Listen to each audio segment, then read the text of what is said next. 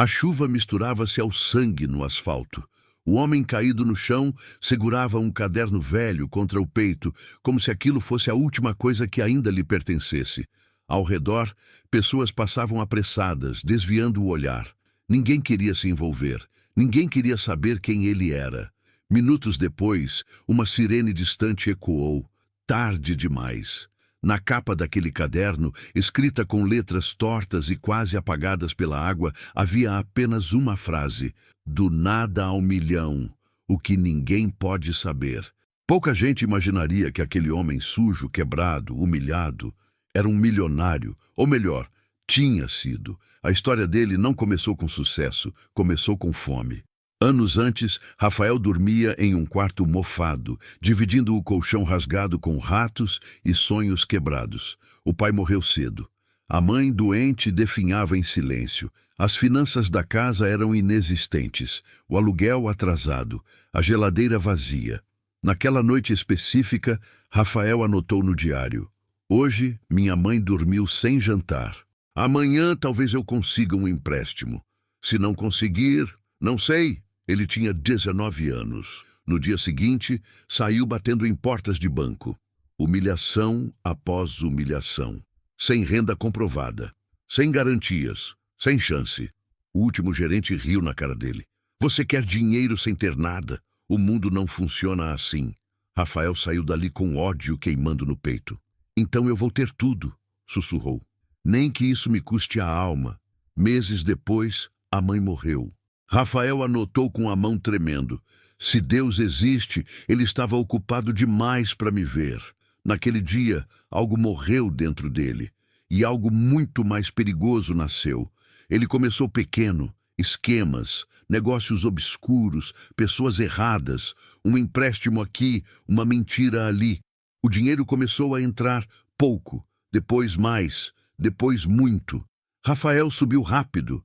Carros, ternos, mulheres, respeito forçado, poder. Em menos de 10 anos, saiu do nada para uma fortuna que fazia jornais o chamarem de gênio. Um homem rico, admirado, invejado e temido.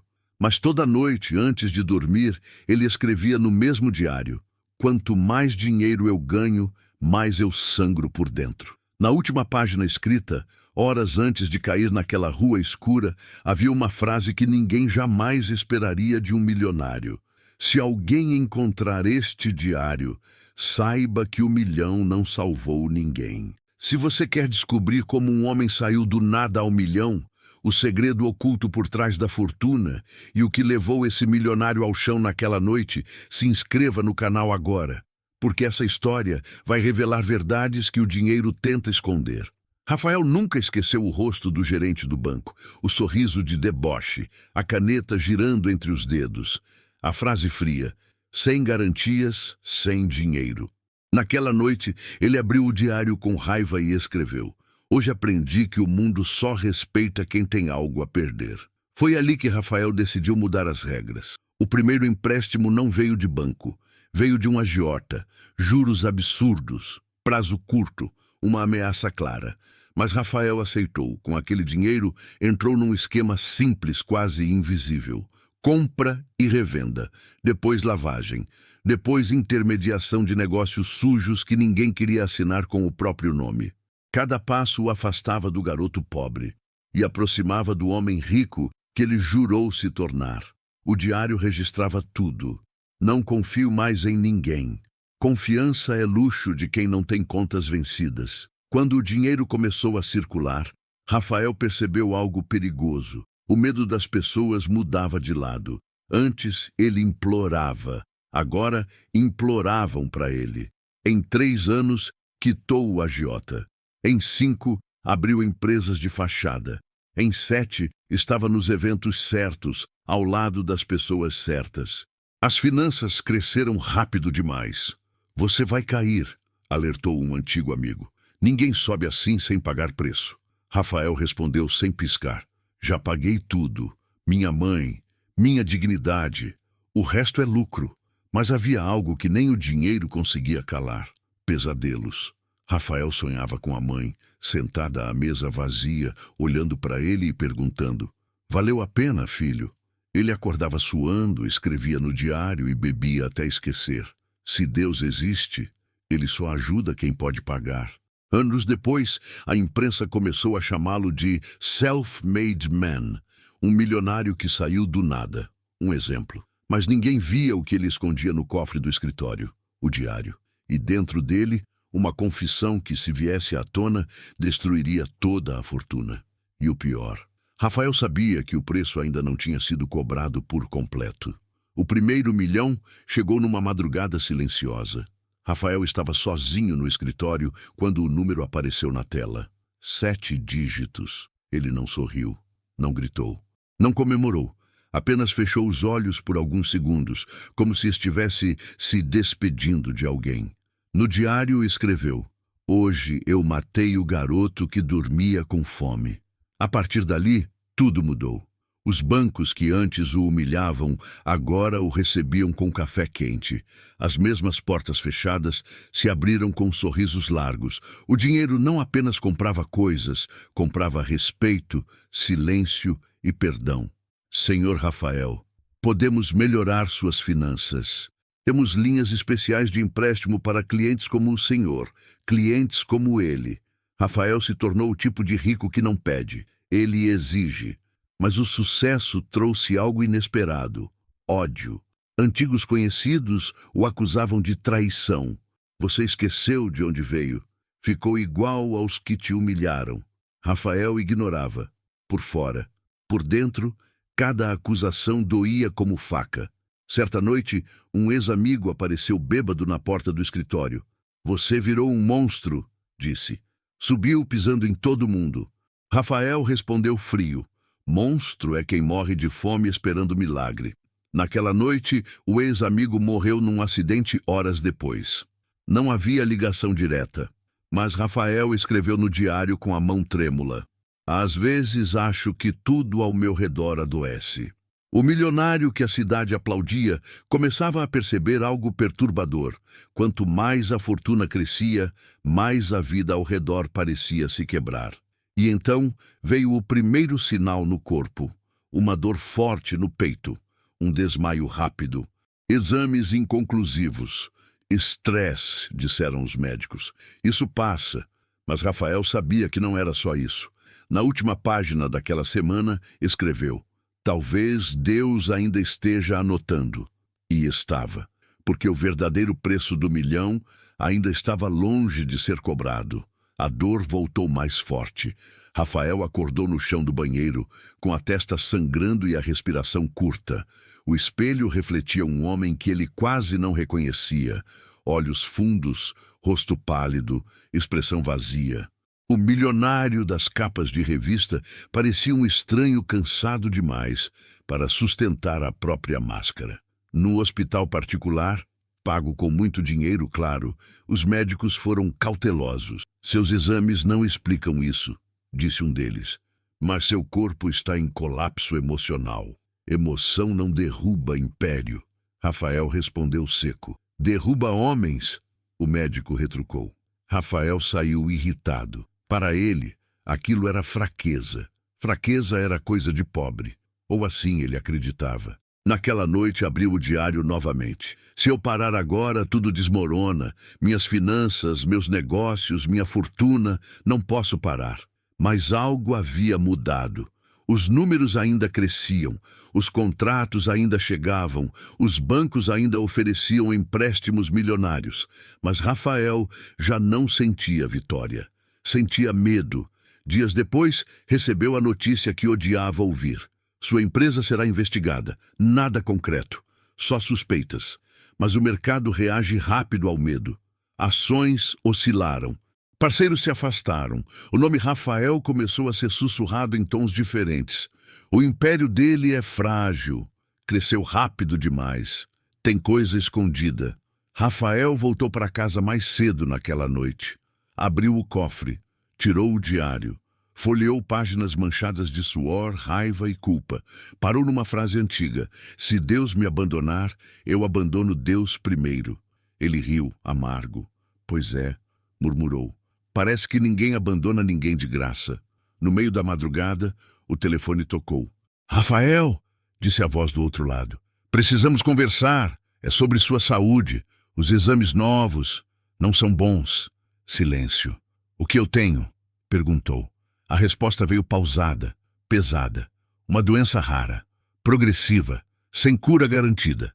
O homem rico, dono de uma fortuna absurda, sentiu algo que nunca tinha sentido antes. Pânico absoluto. Porque pela primeira vez não havia negócio. Não havia dinheiro suficiente. Não havia garantia.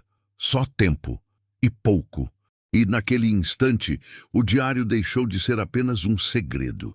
Virou um pedido de socorro silencioso. Rafael passou a madrugada em claro. A palavra cura ecoava na cabeça como uma piada cruel. Ele tinha comprado tudo na vida: silêncio, respeito, acesso, poder. Mas agora nem a fortuna conseguia comprar respostas. No dia seguinte, reuniu os melhores médicos do país. Depois do exterior, aviões particulares, clínicas de elite, tratamentos experimentais. Se houver qualquer chance, ele dizia, eu pago. Os médicos eram sempre cuidadosos. Há possibilidades. Podemos tentar retardar. Garantia. Não existe. Rafael assinava tudo. Cheques, contratos, novos empréstimos, mesmo sem necessidade imediata. Pela primeira vez, ele estava gastando dinheiro não para crescer, mas para sobreviver. As finanças começaram a sangrar. Você está queimando caixa, alertou o diretor financeiro. Isso pode comprometer a empresa. Rafael respondeu frio. A empresa pode esperar, eu não. Mas à noite, sozinho, o medo vencia. Ele abriu o diário e escreveu com a mão trêmula. É irônico. Passei a vida fugindo da pobreza e agora corro da morte. Os sintomas pioraram. Fraqueza, dores, visão turva. O milionário começou a faltar em eventos. A imprensa estranhou. Onde está Rafael? Do nada ao milhão. E agora o sumiço? Boatos surgiram. Alguns desejavam a queda. Outros esperavam herdar o império. O ódio voltou, agora vindo de fora. Ele merece. Fez muita gente sofrer. Ninguém sobe assim sem pagar. Rafael ouvia tudo em silêncio. Certa noite teve um sonho estranho. Viu a mãe sentada à mesa vazia novamente, mas dessa vez havia pão. Ela partiu o pão, estendeu para ele e disse, filho, você confundiu dinheiro com vida. Ele acordou chorando. Pela primeira vez em anos, sussurrou uma palavra que não escrevia havia muito tempo. Deus. Nada aconteceu, nenhuma voz, nenhum sinal. Mas o silêncio doeu mais do que qualquer resposta. E naquele vazio, Rafael percebeu, se nada mudasse, ele morreria rico, famoso e completamente sozinho. Rafael trancou-se no escritório por 3 dias. Não atendeu ligações, não respondeu mensagens. Mandou suspender reuniões. O milionário que vivia cercado de gente agora precisava do silêncio para não enlouquecer. Sobre a mesa, o diário. Ele o abriu como quem abre uma ferida. Página após página, estavam ali todas as versões dele mesmo. O menino faminto, o jovem humilhado, o homem rico e frio, o doente apavorado. Cada decisão errada tinha uma data.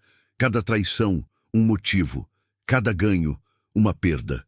Em letras mais recentes, ele escreveu, se este diário vier a público, minha fortuna acaba, mas talvez minha alma comece. A mão tremeu. Pela primeira vez, Rafael pensou seriamente em destruir tudo, queimar o diário, apagar o passado. Proteger as finanças, os negócios, o nome, foi quando alguém bateu à porta.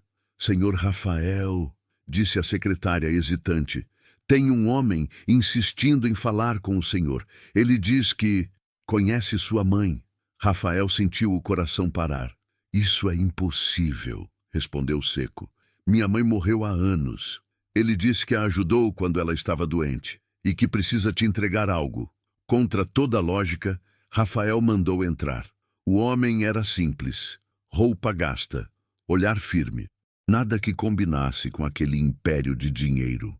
Meu nome é Elias, disse ele. Eu era voluntário na igreja do bairro onde sua mãe morava. A palavra igreja incomodou. O que você quer? Rafael perguntou.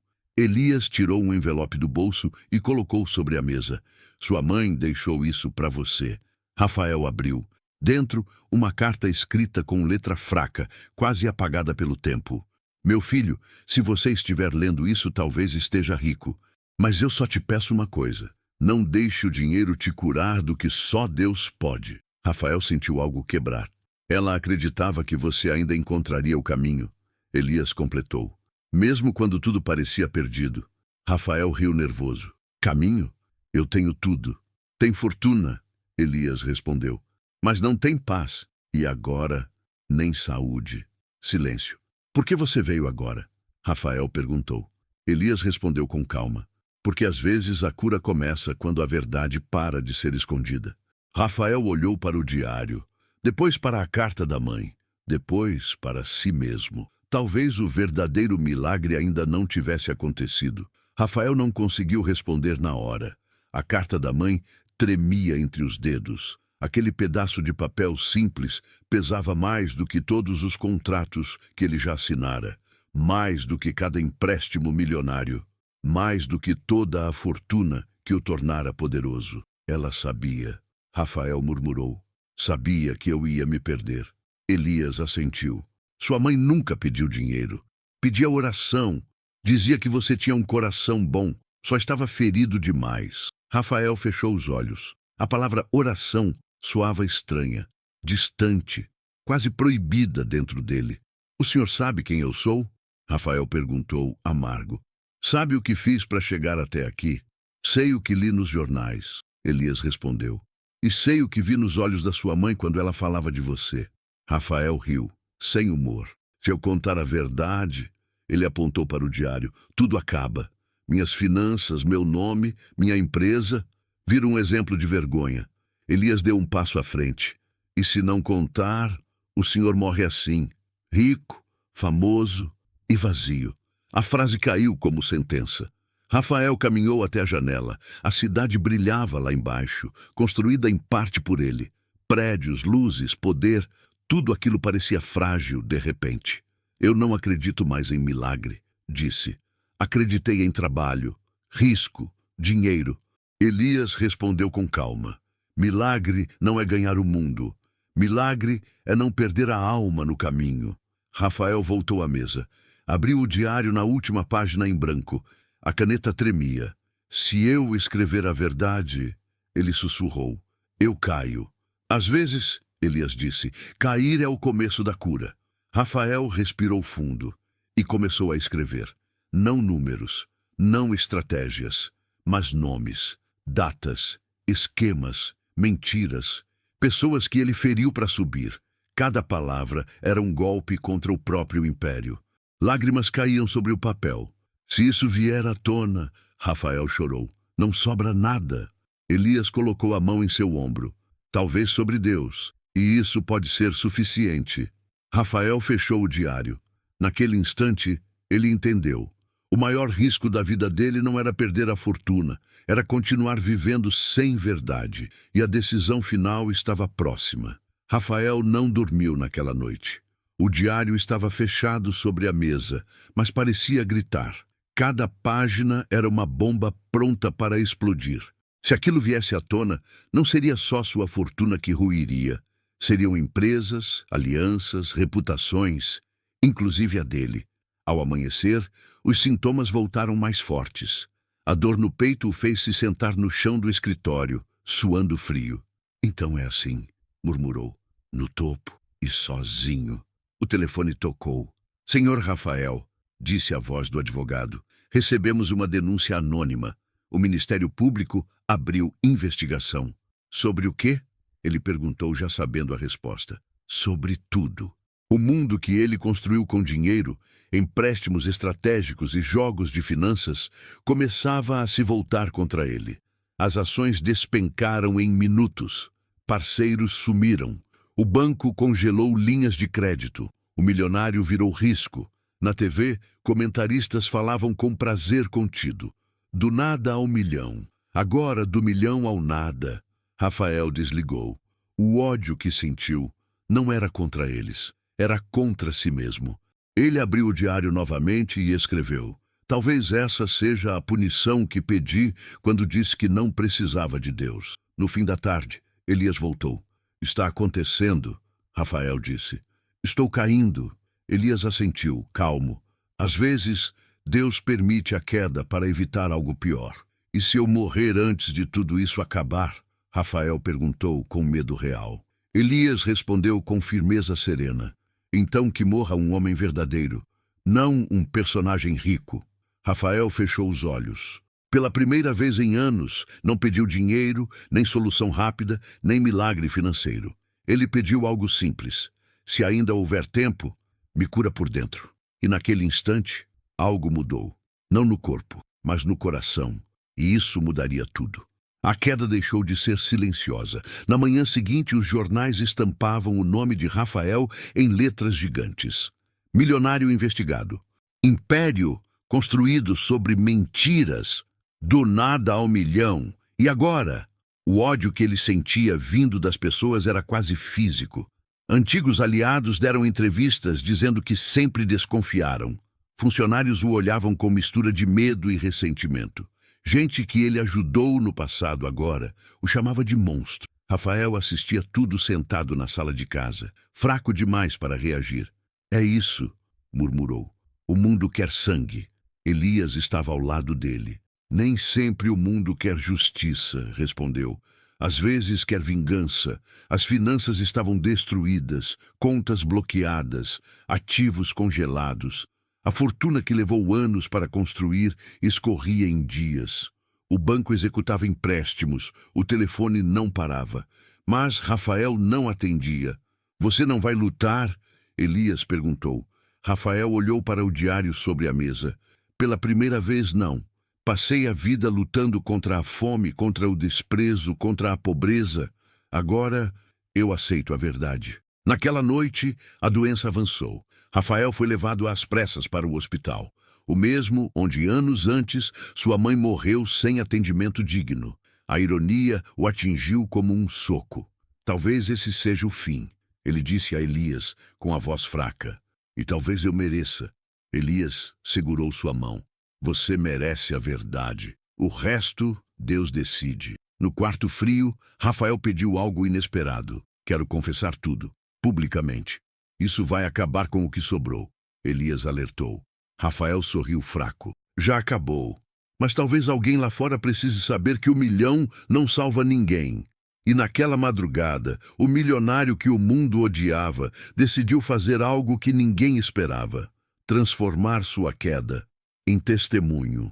A coletiva de imprensa foi marcada para a manhã seguinte. Médicos tentaram impedir. Advogados surtaram. Os poucos aliados que restavam imploraram para que Rafael desistisse. Isso é suicídio social, disseram. Você ainda pode salvar parte da fortuna. Ainda dá para negociar com o banco, rever empréstimos, maquiar números. Rafael ouviu tudo em silêncio. Depois abriu o diário e fechou. Eu passei a vida inteira negociando com a mentira, respondeu fraco, mas firme. Hoje eu escolho a verdade. Ele entrou na sala apoiado em Elias, pálido, magro, muito diferente do milionário confiante que já foi. Câmeras dispararam. Microfones avançaram como armas. Senhor Rafael, o senhor se declara inocente? Isso é perseguição política? O senhor ainda é rico? Rafael levantou a mão, pedindo silêncio. Eu não sou inocente, disse. E também não sou mais rico. O burburinho explodiu. Ele respirou fundo e começou. Construí minha fortuna em cima de mentiras, esquemas e medo. Usei dinheiro para comprar silêncio. Usei empréstimos para inflar um império que não tinha base moral. Fiz pessoas sofrerem. Traí quem confiou em mim. E me convenci de que isso era o preço do sucesso. O silêncio agora era absoluto. Hoje estou doente, grave, e não existe cura garantida. Tudo o que eu achava que me salvaria, falhou. Ele tirou o diário da pasta e ergueu no ar. Aqui está a verdade. Nomes, datas, tudo. Entrego às autoridades. Não para aliviar minha pena, mas para que ninguém acredite que o milhão é um milagre. Jornalistas estavam paralisados. E Deus? Alguém gritou. Onde Deus estava quando o senhor fazia tudo isso? Rafael engoliu seco. Deus nunca saiu. Eu é que fugi. Ele saiu da sala apoiado, enquanto o mundo lá fora desabava de vez. Mas, estranhamente, pela primeira vez em décadas, Rafael sentia paz. Os dias seguintes foram um terremoto, prisões, mandados, quebras de sigilo, manchetes sem piedade. O nome de Rafael virou sinônimo de queda. O milionário que saiu do nada agora era o exemplo de tudo o que dá errado quando o dinheiro vira Deus. As finanças estavam oficialmente destruídas. Contas zeradas, empresas vendidas a preço de liquidação para pagar multas e empréstimos executados. Da antiga fortuna restaram apenas dívidas morais. E o diário. Rafael, agora internado, assistia à própria história pela televisão do quarto. Curiosamente, não sentia raiva, nem medo, sentia alívio. O mundo vai me odiar, ele disse a Elias, com voz fraca. O mundo odeia quando perde o ídolo, Elias respondeu, mas respeita quem assume a verdade. A doença, que antes avançava rápido, estabilizou. Os médicos não sabiam explicar. Não houve melhora clínica suficiente para justificar isso, disse um deles. Mas também não houve piora. Rafael sorriu de leve. Talvez a cura não seja só no corpo. Naquela tarde, recebeu uma visita inesperada. Uma mulher simples, roupa humilde, olhar firme. Meu nome é Teresa, disse ela. Você destruiu o negócio do meu marido anos atrás. O coração de Rafael apertou. Eu sei, respondeu. E não tenho desculpa. Ela respirou fundo. Ele nunca se recuperou.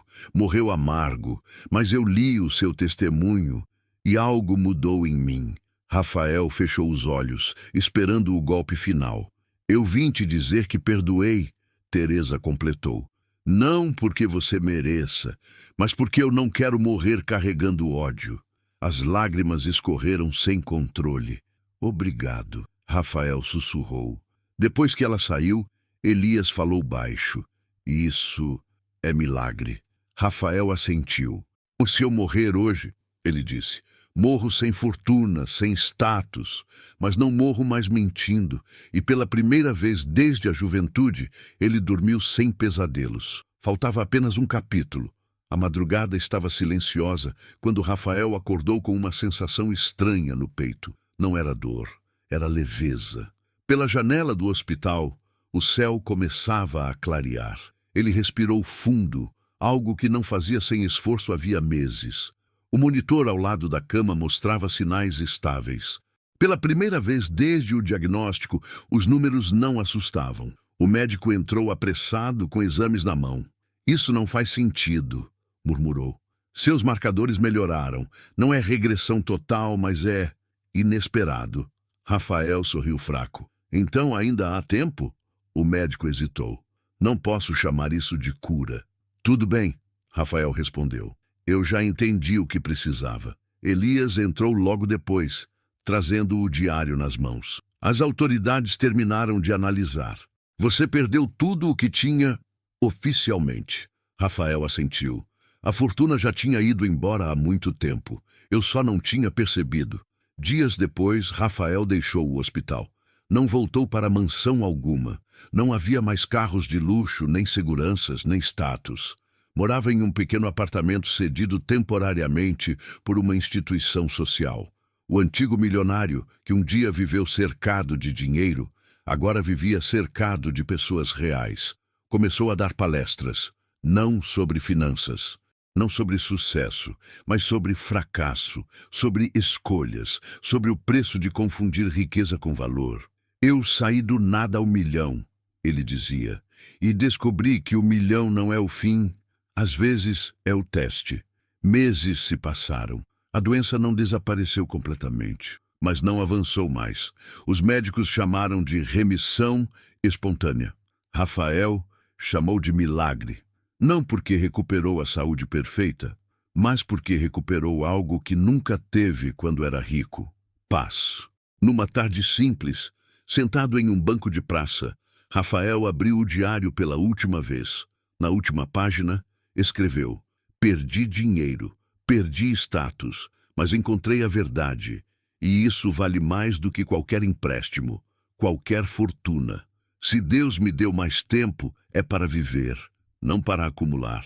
Ele fechou o diário e sorriu. A história que começou com ódio, fome e ambição, terminava com humildade, consciência e vida. Lição final. O dinheiro pode te levar longe, mas não te leva inteiro. A verdadeira cura começa quando a verdade é aceita. Milagre não é ficar rico, é não perder a alma no caminho. Deus não impede a queda, mas oferece um novo começo. Se essa história te tocou, se inscreva no canal. Agora aqui, você encontra histórias que mostram que o maior sucesso da vida não é sair do nada ao milhão, é sair do milhão sem perder o coração. Fim.